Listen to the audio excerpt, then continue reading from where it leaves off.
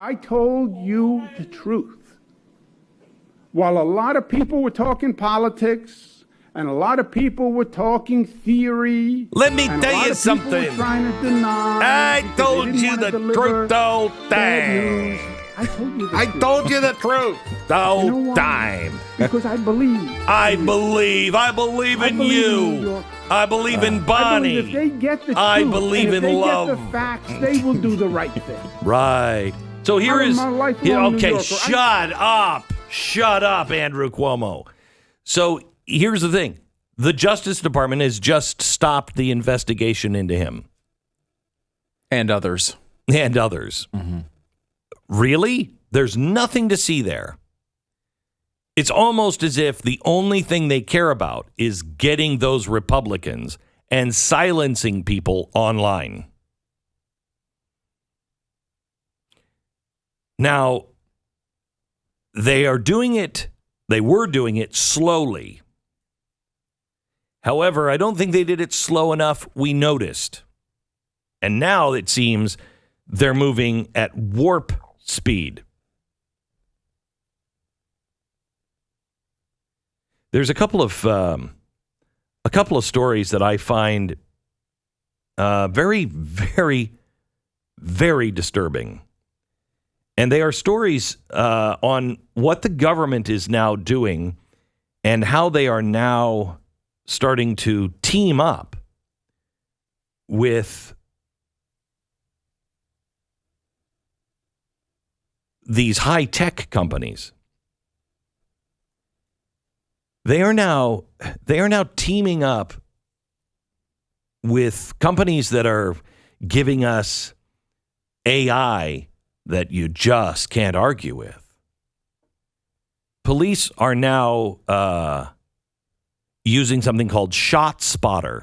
I don't know if anybody's even heard this, but they're in over, I think, 100 cities. And what it is AI that listens to areas. And because it has several listening areas, if it hears gunfire, it triangulates and says, this is where it is. Well, that sounds fantastic. So they can dispatch police right away. That's great. Unfortunately, it doesn't seem to be working so well. May 31st last year, 25-year-old was shot in the head and dropped off at the hospital in Chicago by a man named Michael Williams. The 25-year-old guy died 2 days later. Police in Chicago eventually arrested the 64-year-old Williams and charged him with murder. He said he was hit hit in a drive-by shooting. But the key evidence is this. They show him around the time of the shooting, stopped at the 6300 block of South Stony Island Avenue at 1146. The time and location where police say the other guy was shot. Now, there's no footage of him shooting anyone. He's just in his car at that location. They have that on video. So how do they know that that's where the shooting happened? Because of ShotSpotter. It's a surveillance system, hidden microphones and sensors to detect the sound and location of gunshots. Except that's not really the way it worked at 1146 that night. That night, 19 different ShotSpotter sensors detected a sound. It was 1146. They determined the location to be 5700 South Lake Shore Drive. Now, hang on. I thought it was 6300 block of South Stony Island. Now it's 5700 block of South Lake Shore Drive.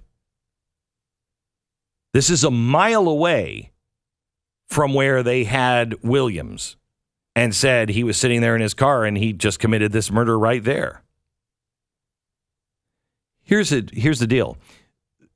ShotSpotter, it originally classified the sound as a firework. it was the weekend after George Floyd's murder case, and they were lighting off fireworks. So it classified it as fireworks. But after the 11:46 p.m. alert came in, an analyst manually overrode the algorithms and reclassified it as a gunshot. Then, months later, after post-processing, another ShotSpotter analyst changed the alert's coordinates to the location of South Stony Island Drive. So wait. They had him on tape. The police say, wasn't it on the 6300 block of Stony Island Drive? No, well, let me look at that algorithm again. Is this guy guilty or not?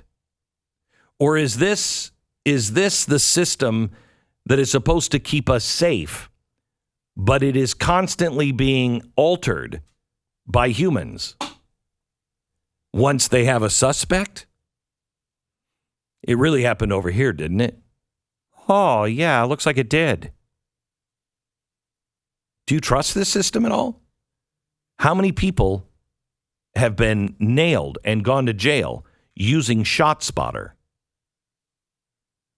I only know about it because of this. But the elites have gone in and they've started doing all kinds of things with high tech that we're not aware of. Nobody's had these discussions. And to be clear, it doesn't seem like the tech was the problem there. They overrode the tech. Exactly right. Then they're getting the credibility of some high-tech device, anti-bias sort of device. It would be like going and getting genetic and saying, "What we checked the DNA," but you change the report from what the DNA test said. So how does this have any credibility at all?